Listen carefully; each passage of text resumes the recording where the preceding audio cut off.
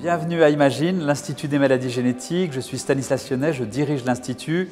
Vous avez pris pied dans un endroit qui est unique au monde parce que s'y réunissent des chercheurs, en sciences fondamentales parfois, des médecins, des experts des maladies génétiques et les patients eux-mêmes pour que cet ensemble-là accélère et donne un élan aux découvertes.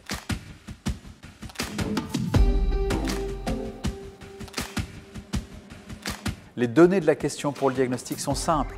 8000 maladies génétiques, toutes plus rares les unes que les autres et qui sont parfois confondues les unes avec les autres. Un génome humain qui est hyper variable. Des méthodologies d'analyse du génome qui sont encore à leur balbutiement au fond dans l'interprétation.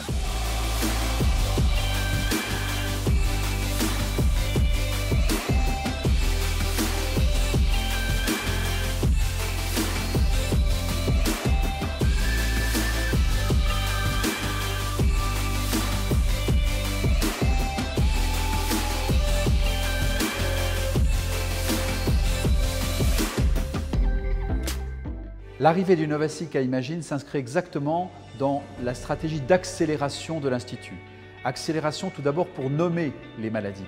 Le Novasic est un appareil qui va démultiplier nos capacités de diagnostic. On pourra, je pense, ouvrir aussi des pistes de compréhension des maladies, une fois que le diagnostic sera fait, et par conséquent des pistes thérapeutiques.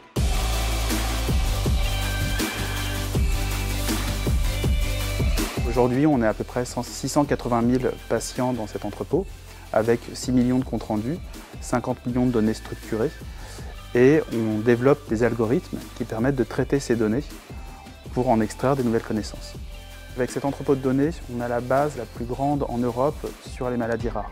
L'idée, c'est vraiment de permettre d'accéder à une mémoire collective pour pouvoir prendre une décision sur un nouveau patient. L'idée de développer nous-mêmes les méthodes d'intelligence artificielle nous garantit que l'intégrité du patient va être respectée, que ces données vont être respectées et qu'elles vont rester dans l'enceinte de l'hôpital.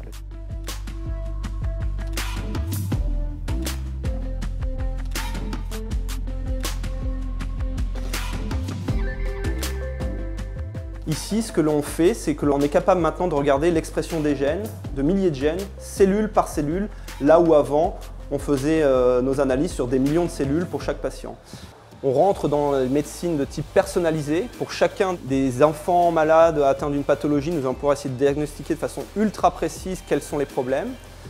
Grâce aussi à cette technologie, nous générons maintenant des millions de données. On est dans du big data. Nous sommes en train de coupler ces analyses d'expression de gènes cellule par cellule aux techniques qu'on appelle d'intelligence artificielle pour pouvoir essayer un jour en routine d'établir un profil, une cartographie cellulaire de l'expression des gènes dans le sang pour chacun des patients et essayer de voir si d'autres patients ont un profil similaire et nous permettre d'avancer plus rapidement au niveau du diagnostic moléculaire, clinique et génétique.